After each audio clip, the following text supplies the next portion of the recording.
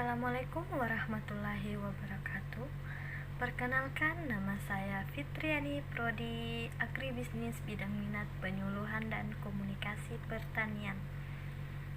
Tutor mata kuliah bahasa Indonesia yang saya hormati, serta teman-teman sekalian yang saya banggakan. Pertama-tama, marilah kita panjatkan puji syukur atas kehadirat Allah Subhanahu wa Ta'ala, di mana atas izinnya lah kita masih diberi kesehatan serta kesempatan untuk melaksanakan kegiatan ini. Salawat serta salam tidak lupa kita haturkan kepada junjungan Nabi besar kita, Nabi Muhammad SAW. COVID-19 adalah penyakit menular yang disebabkan oleh jenis coronavirus yang baru ditemukan. Virus baru atau penyakit yang disebabkannya ini tidak dikenal sebelum mulainya wabah di Wuhan, Tiongkok, bulan Desember tahun 2019 lalu. COVID-19 ini menjadi pandemik yang terjadi di banyak negara di dunia. Gejala-gejala COVID-19 yang paling umum adalah demam, batuk, dan rasa lelah.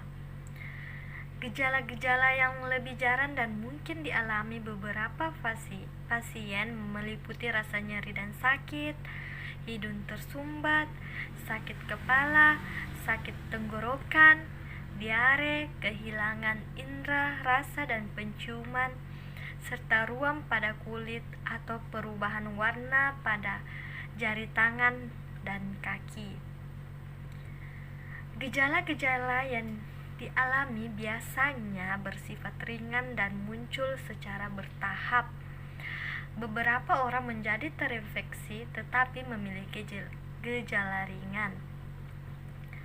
Adapun dampak yang ditimbulkan dari virus COVID-19 ini sangat beragam. Misalnya, 1. Dampak terhadap masyarakat. Awal mula kasus COVID-19 di Indonesia membuat banyak warga takut karena virus ini sangat menular. Dampaknya terhadap masyarakat itu peraturan sosial yang diberlakukan oleh pemerintah, yaitu keluar rumah selalu memakai masker, menjaga jarak 1 meter dari satu sama lain, dan juga sesering mungkin mencuci tangan menggunakan sabun. Kebiasaan baru ini harus kita terapkan untuk mengurangi penularan COVID-19 ini. Kedua, dampak terhadap ekonomi.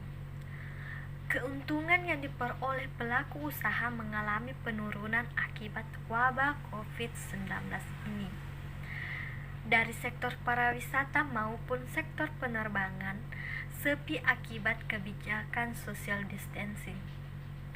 Di sektor industri pabrik, produk juga mengalami penurunan akibat banyaknya karyawan yang di PHK serta dipulangkan oleh perusahaan, sehingga mengakibatkan banyaknya orang yang menganggur. Dampak yang ketiga yaitu di pendidikan. Ketika wabah COVID-19 menyerang Indonesia, Kementerian Pendidikan dan Kebudayaan menyatakan bahwa sekolah atau bidang pendidikan lainnya menyelenggarakan sistem pembelajaran jarak jauh atau yang dikenal saat ini sistem online. Keempat, dampak pada pekerjaan. Tidak hanya sektor pendidikan yang dilakukan secara online, namun juga diterapkan di tempat kerja, yaitu sistem work from home. Kadang-kadang pekerja kantoran memiliki jadwal piket sehingga saat di area kerja tidak banyak orang yang berkerumun. Ini supaya dapat memutuskan rantai penyebaran COVID-19 ini. Kelima, dampak pada politik. Dalam sistem pemerintahan, banyak terjadi perubahan selama pandemik akibat COVID-19 ini. Pandemi COVID-19 ini telah mempengaruhi sistem politik. Beberapa yang menyebabkannya itu penanggulangan kegiatan legislatif, isolasi, dan penjadwalan ulang karena penyebaran virus corona 19 ini.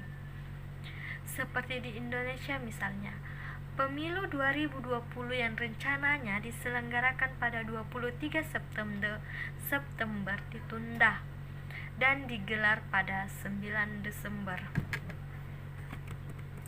Untuk mencegah penyebaran COVID-19 ini, 1. Kita harus jaga jarak aman dari orang lain minimal 1 meter meskipun mereka tidak tampak sakit. Kedua, kenakan masker bila di ruang publik, terutama di dalam ruangan atau jika pembatasan fisik tidak dimungkinkan. Ketiga, sebaiknya pilih ruangan terbuka dan berventilasi yang baik. Buka jendela jika berada di dalam ruangan. Keempat, cuci tangan Anda secara rutin. Gunakan sabun dan air serta cairan pembersih tangan berbahan alkohol. Kelima, ikuti vaksinasi. Ikuti panduan setempat terkait vaksinasi. Keenam yaitu, jangan keluar rumah jika merasa tidak enak badan.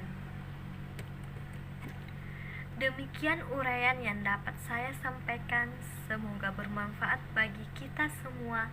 Mohon maaf yang sebesar-besarnya atas segala kekurangannya. Wabillahi taufiq wal hidayah. Wassalamualaikum warahmatullahi wabarakatuh.